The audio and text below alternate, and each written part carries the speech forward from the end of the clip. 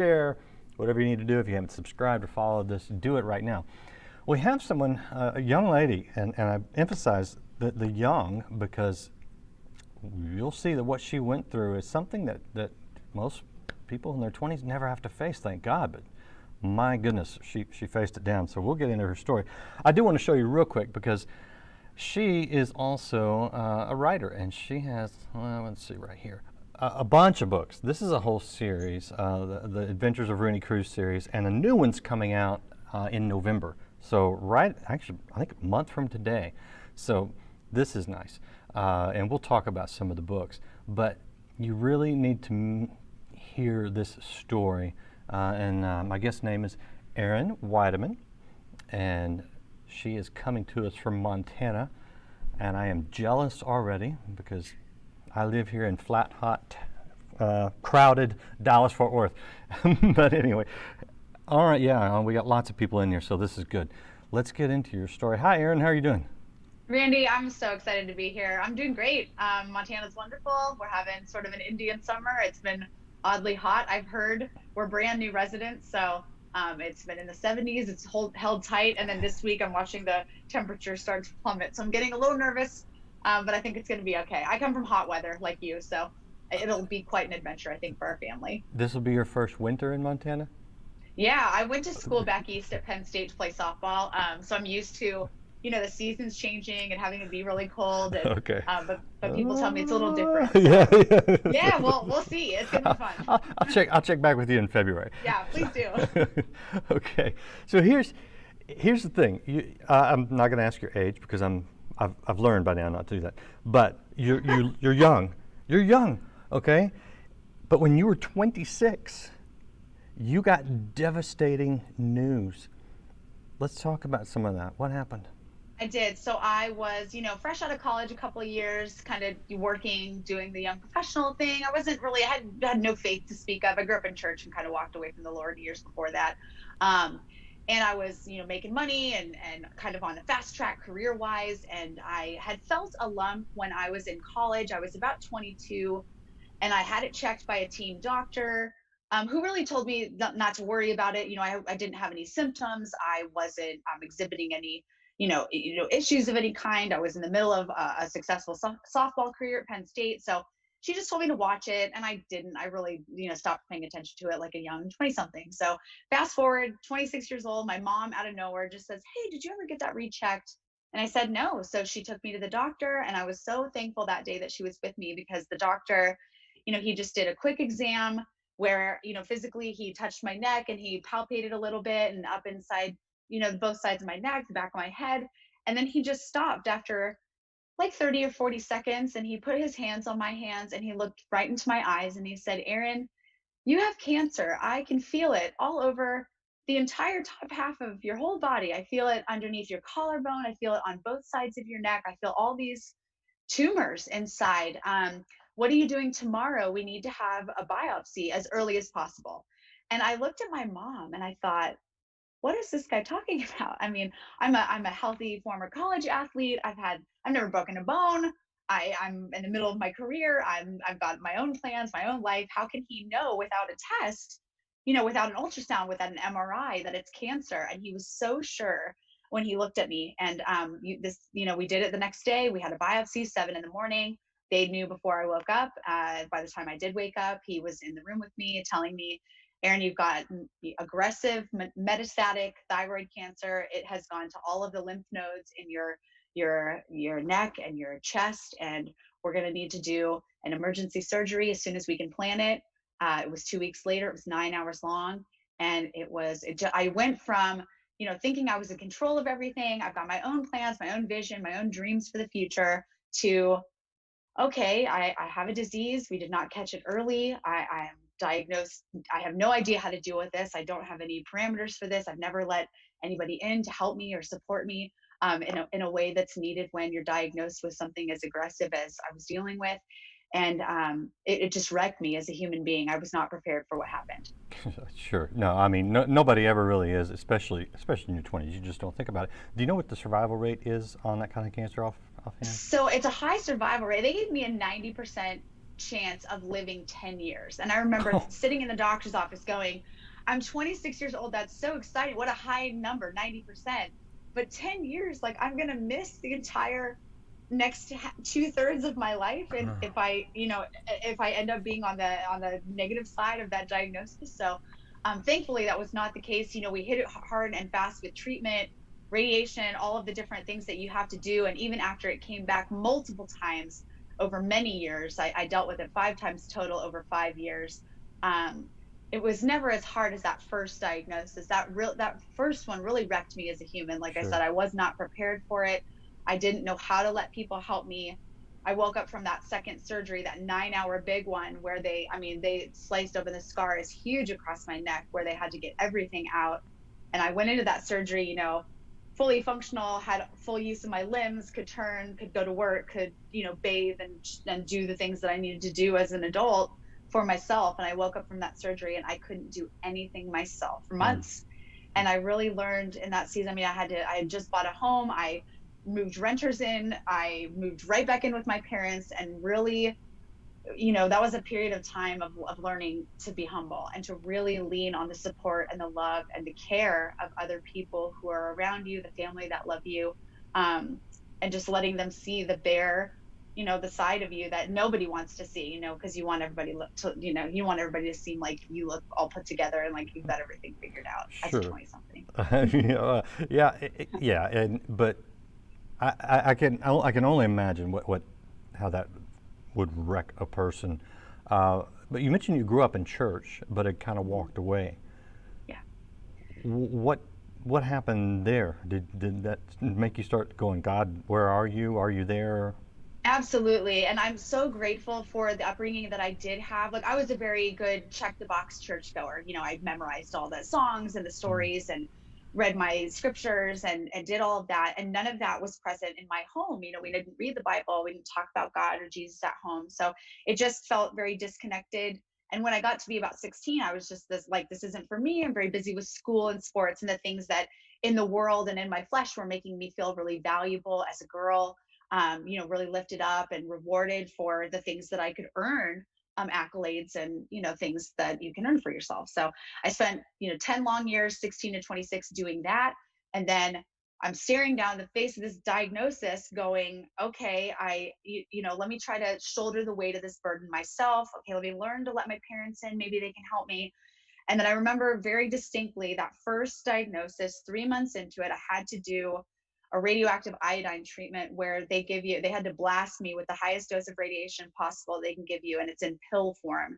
It's delivered to you in a metal box. The doctor won't touch it. They scoop it up in a Dixie cup and give it to you to swallow. And then you have to get home in 30 minutes because your entire body starts radiating outwardly while it kills all the cancer inside. And so you become radioactive to the people around you. So you have to shut yourself up in a room. My mom, I did this at my family home that I grew up in. My parents moved all their clothes and everything out of their own bedroom because it was the only one in our house with an attached bathroom. And they moved me in there. And my mom, put a cooler of food in there. And she was like, if you're hungry, eat. You can call us on the phone, but we can't open the door.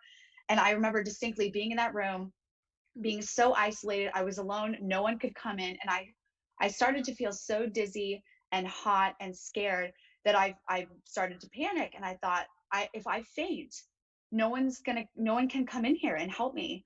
So I crawled into the bathroom because I was so sick. I crawled to the bathroom and I pressed my face up against the creamy tile floor of my parents' bathroom. And I prayed. And I don't think I'd ever prayed and really believed that God was listening. I mean, for me growing up, he was just this thing we talked about and we memorized stories about. It was never real. It was never a relationship. But on the floor of the bathroom, I mean, I called out a prayer and I remember saying, God, if you're real, I'm sorry.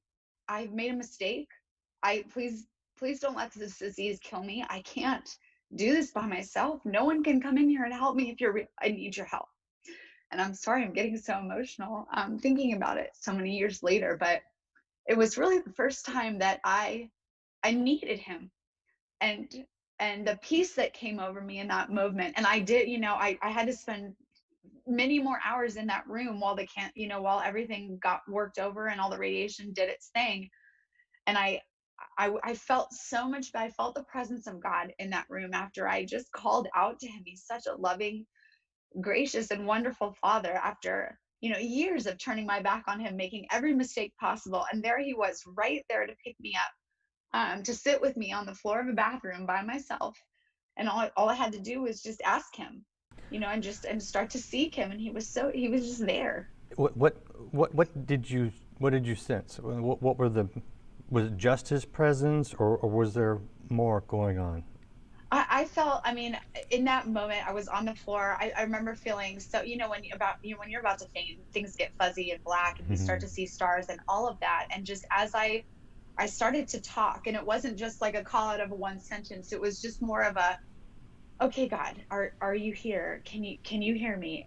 Are you in this room with me? Have I been wrong about this for my entire life? Can you just reveal yourself to me in a way that's palpable? Can I be in here alone with no other person, totally isolated, in the midst of my suffering?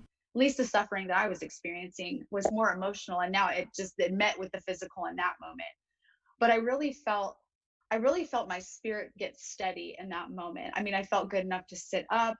I remember, I crossed my legs and just sat there for a few minutes and kind of worked through my breathing, and just felt a peace come over me that didn't really make sense. And we talk about that peace that surpasses all understanding, and we don't know where it comes from. And it's, the Holy Spirit can impart those feelings on us when we most need them. And God is so faithful to just meet us in that. I'm so grateful. Okay, so I'm gonna play the role of the skeptical person watching this right Oh now. yeah. You just took a bunch of radiation drink. You're Hmm. you're sick. You got medications going on. Uh, that can do weird things to the brain. You know, you could imagine such a thing if I, and this is not me talking. This is, I know how some people think. What what evidence do you have in your life now that God was really there and that He's real?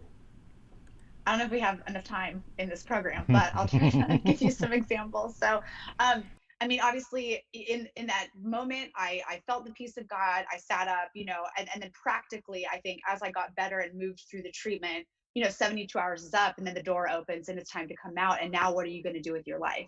And I really felt I'm burdened for the role that I had allowed religion versus relationship. It sort of blinded me growing up, and I realized that I didn't understand the God of the Bible. And I had enough mental fortitude, I think, from my time as an athlete and my time being a diligent student. I mean, I was always a responsible student. I liked school. Um, to start to seek out some of these things and ask some of these questions. So I got out of that room and I thought, okay, I've been working in finance, which is completely ill suited for the type of human being that I am. I am a person who is a communicator. I love words and writing. And why am I working for a bank? Like, this makes no sense. So I thought to myself, and I know this is a little prayer I said in my heart. I just said, if I'm not going to live very long, and I don't, a 90% chance to live 10 years did not sound too agreeable to me in that season. I'm okay if it's 10 years or if it's less or whatever. What am I supposed to be doing? I'm wasting my life. I'm wasting my time. I'm wasting my gifts, the way I was wired, my personality, the way I engage with people, my resource. I'm wasting everything. So what should I be doing? And I felt this aching in my heart for children. And it was like God was telling me, why are you not a teacher? You love children, they love you. You, I mean, I've always engaged in school, I get excited about learning. So I thought, you know what, with the time I have left, I'm going to get back into the classroom. I'm going to get into the classroom in whatever way I can. I'm going to go back to school and I will become a teacher. And I will spend every moment I have with children, pouring into them, mentoring them, nurturing them, doing the things that I wish I had as a kid that would have helped grow my faith and all of the things. But here we've got the time we've got, and this is what I'm going to do. So I'm still living at home, doing the treatments, and I enrolled myself in an online teacher credentialing program. It took me 11 months to do it. And I got a recurrence, I'm going through the second battle of cancer, meet my husband in there. It was a crazy, crazy time of, who knows what's going to happen, just giving it all to the Lord. He was really testing me. But finished my credentialing program and jumped into student teaching, jumped into the classroom. So I spent the next 8 years full time teaching all sorts of grade levels, different kids, and just watching. God move in my life, watching God transform a person who is so hard-hearted. And I think that's the testimony, and that's the evidence for me of God in my life. Is not, everyone wants to talk about the miracle of the cancer, and you survived cancer not once, not twice, but it came back all these times, 5 times total. And that's the big miracle of your life.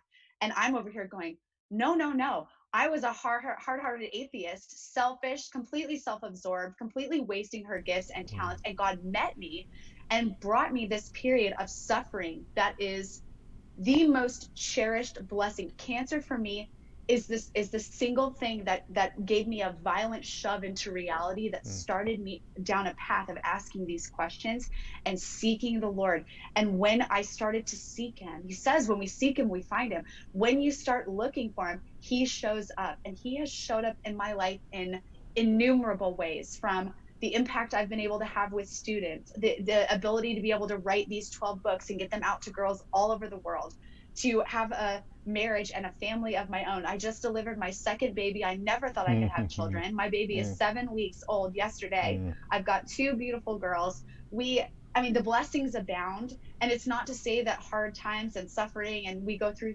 seasons and peaks and valleys and everything, but there have been too many miraculous, beautiful things that can only be God, because he's so big. He can do things that we just cannot do in our own power. And that's how it's a testament to him, and nothing that anybody else or I could have ever done. Okay, so I would never call cancer good. I lost my younger sister to cancer. This, to me, though, is an example of God taking all things and working them together for good. In other words, even taking the bad, and we can get into, does God allow it, or is it, I don't know.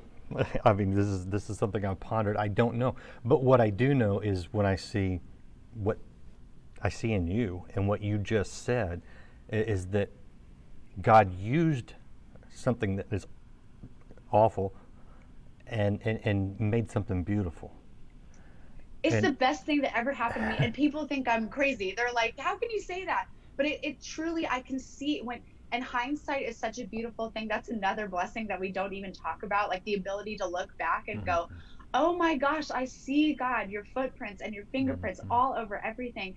And the blessing to be able to look back and go, gosh, my life was headed down one path, and this horrific, painful, event that you would not wish on anyone. You would not wish cancer on your worst enemy. It is a terrible disease that eradicates the body, and it takes the lives of so many, and it hurts so many families. And and I struggle with, why did I survive, and those types of questions.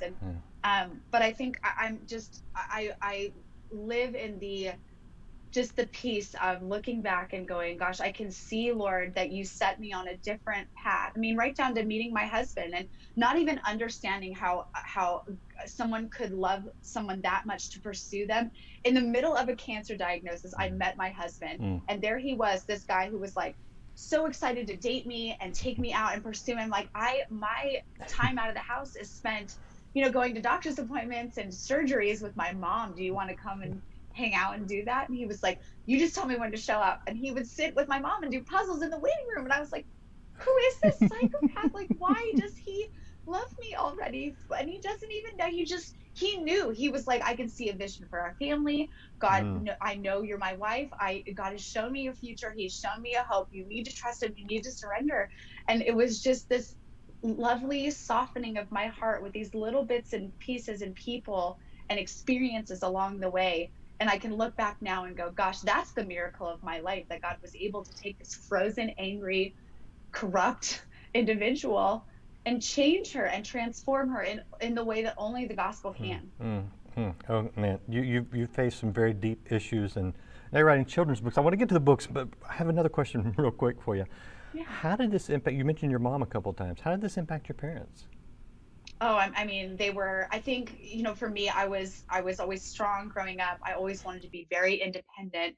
So I think it threw them for a little bit of a loop to see me, struggling with something so hard, and to have dealt with, so many, different hardships and adversity growing up, like the typical, adolescent, teenage things, and being able to handle them with grace and confidence, and I hid my insecurities really well, like a lot of girls do, but I think it grew us closer together. I'm really grateful for them in my adulthood. I never leaned on them emotionally or, for support growing up, and we would never sit and have long conversations on the bed, about the things that really mattered. I think we got, I don't know, just busy the way a lot of families do. We didn't invest in each other reciprocally. So I think I'm trying to do that as an adult with them. And I'm grateful that they're still here, that I can still see them. They just visited us in our new house, our new adventure in Montana. So yeah, I'm loving them and always will for the support that they are to me. And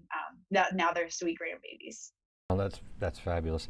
All right, so that brings us to, well, there's your website, by the way. I should tell people again who dropped in late. We're talking to Erin Weidemann, that's how she pronounces it, and you can see the spelling at the top, and you can check out her website at erinweidemann.com. And the books, this is just one series. It's on my cheat sheet somewhere, but you got a lot of books, and you've sold. The number I saw was over 500,000. That is, I mean, as a published author myself, I know that's a stunning number. That's a fabulous number. And you got the new one coming out next month. Talk to me about the books. Obviously, they're children's books. You mentioned that, you especially have a heart for young girls. What are you doing through that medium? Yeah, I spent a lot of time teaching, in the classroom, and I mentored a lot of young girls along the way, and just watched them struggling with lots of things, insecurity and comparison, and not understanding their worth, and all of the things that girls struggle with. It's like a universal thing. So I was in the church bookstore, looking for books that might connect a young girl to the women of the Bible, and I couldn't really find something that I felt like was going to engage girls. Because all the little girls I knew, they could name every Disney princess, tell me all the details about those stories, and they were just enamored by these fantasy princess women. And when I asked them about the women of the Bible, they couldn't name one.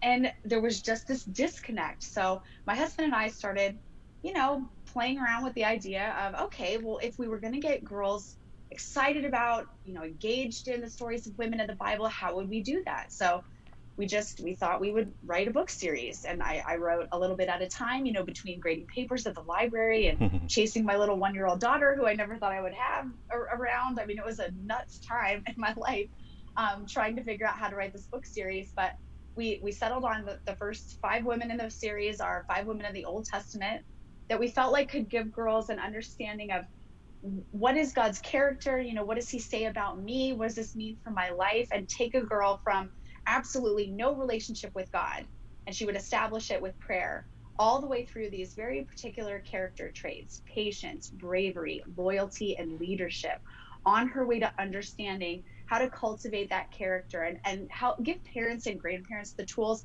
to grow that character, to grow her confidence, to grow her security in God, who her identity truly lies, and give her the tools that she needs to be successful, to go out into the world and champion his causes. So it really became, for us, I was not a known author at the time. I had no platform, I had no social media, everything was turned off. I was a very private person.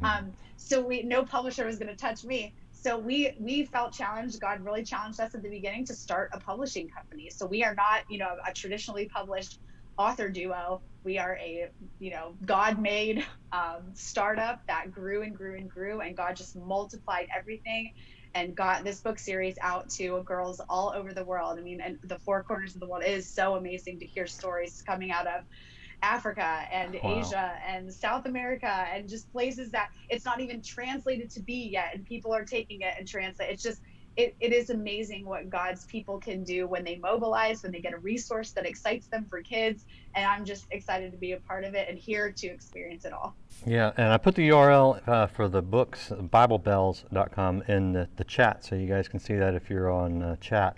But you can also just go to it, BibleBells.com, and that's BELLES in bells, and you can see all the different books. And honestly, you are a workhorse.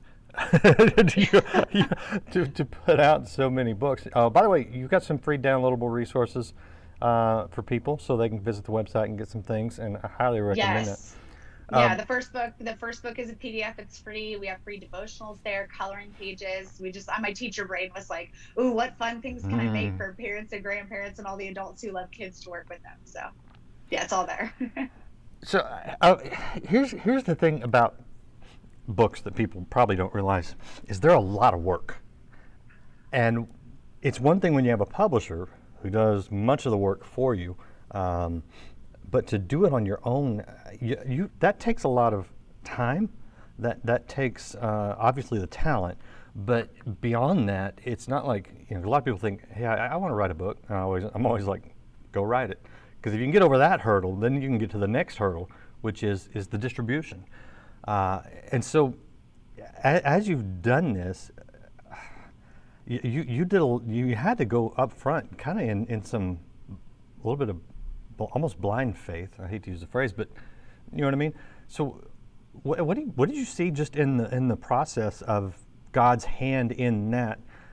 Having been a cancer survivor, going to God, coming out saying, I've been wasting my life, my talents, I'm going to give it to God. You go down this route, and it all works out probably bigger than you even thought it would. I mean, it was a process. I remember being in the bookstore, not seeing any books, but we saw this one book, and it was called God's Promises for Little Girls. It was written by a woman named Amy Parker. And I looked at the book, and I thought, this is cute. This is kind of like the vibe of what we're looking for. We can't find anything else. And I thought, I don't know what I'm going to do with this book. And my husband nudged me, and he was like, let's email her and ask her some questions about how to publish a book and what we should do. Do we need it? How do we find an illustrator, and do we need an editor, and how do you design a book? And I was like, that's so embarrassing. This person's like she's written like 60 children's books. She doesn't know us. She's not going to answer us. So, but this is like a testament to my husband, because he's that go-getter entrepreneur. I'm the more traditional, like, okay, steady teaching paycheck. Like, this is not feeling good. Like, the startup mentality of entrepreneurship just was so foreign to me. But I married, a genius entrepreneur who really understands creative problem solving. So he sits down at the computer, he writes 6 questions straight. He's like, we're nobody, but if you have time, could you answer these? And she answered us back and started a mentorship relationship with us that spanned over, the course of the first book series. It was, She helped me edit, she helped me find my editor, find the illustrator. This book series does not exist without Amy Parker, a total stranger in Murfreesboro, Tennessee, who we just met in person a couple of months before COVID hit for my daughter's birthday. We went to Nashville, and she had milkshakes with us. Oh. So my advice to someone who wants to do this is, don't be afraid to ask questions. Don't be afraid to seek out people who know what they're doing, who are farther ahead of you, because we couldn't have known less about the publishing industry. We just had an idea and a burden on our heart for girls. And I was sitting there going, I've got the resources inside me. I can write, I can research, I can put this together in a creative way. I can pray, and God will show me the rest. And he totally illuminated how the series needed to go creatively, but then practically, and in a production standpoint, You've got to make a beautiful book. You've got to make a book that people want to touch and feel, and they want to love the pictures, and the kids need to, be excited about the story and the characters that are in it. And so it's got to all work together. So you have to figure that out. And the first book took us 3 years to do. We were very paralyzed by over analysis for many, many months.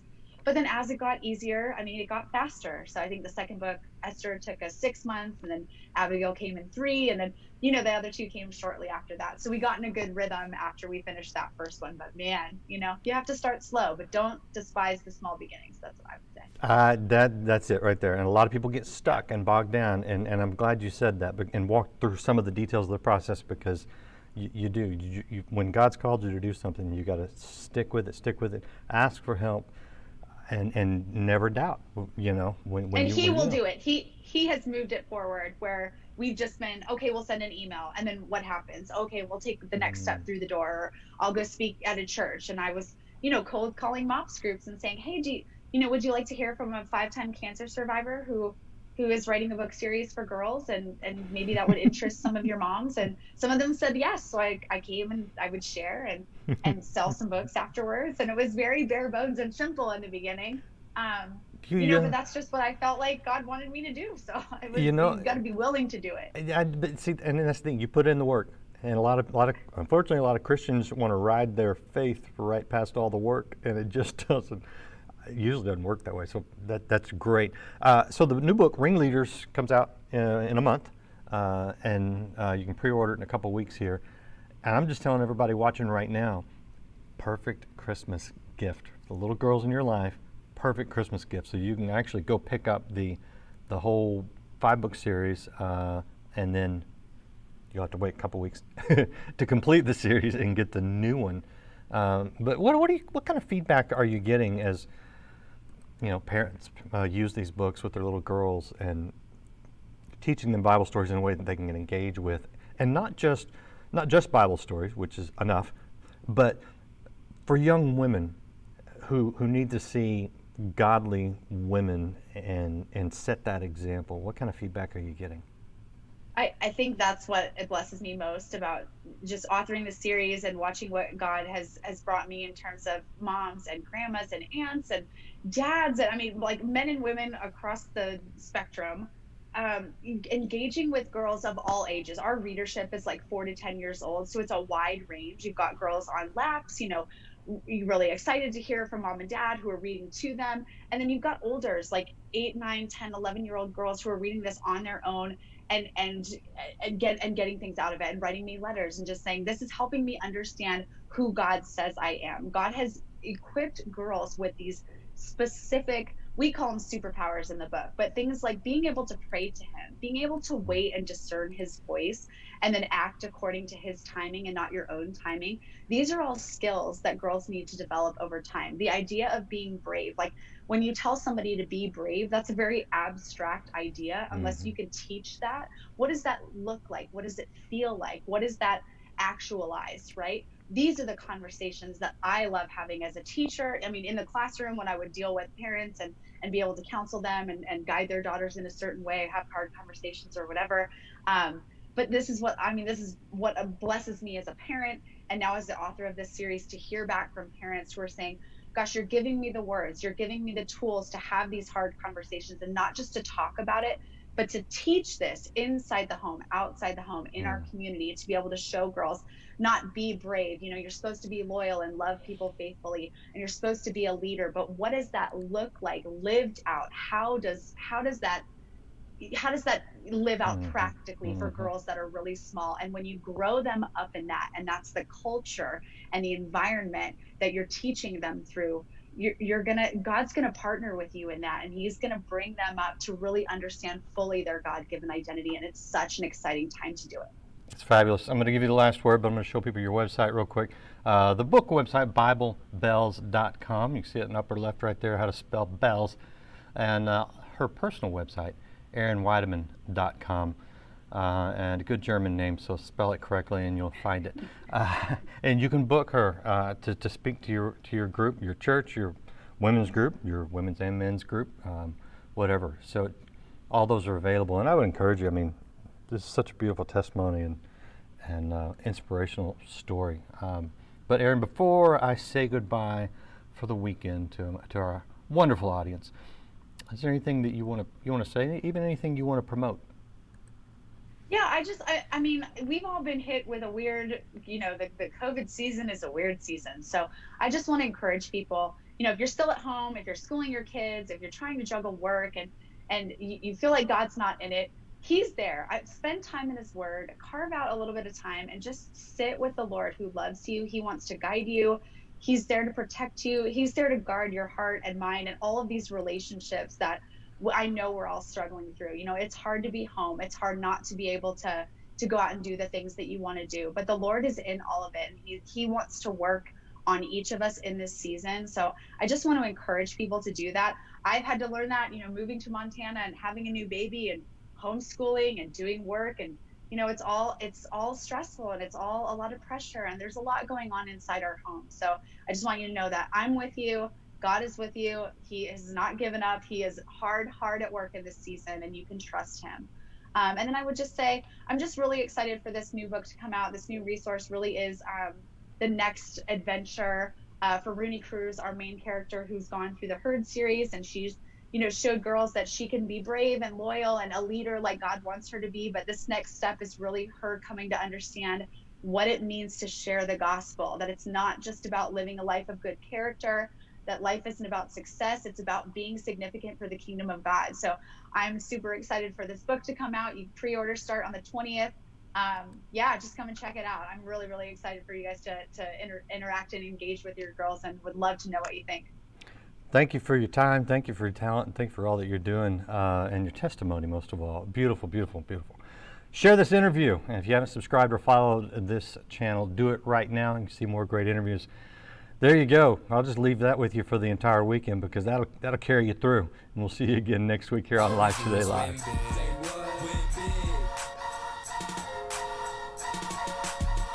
You're about to ask big. I'm believing God for favor in my life.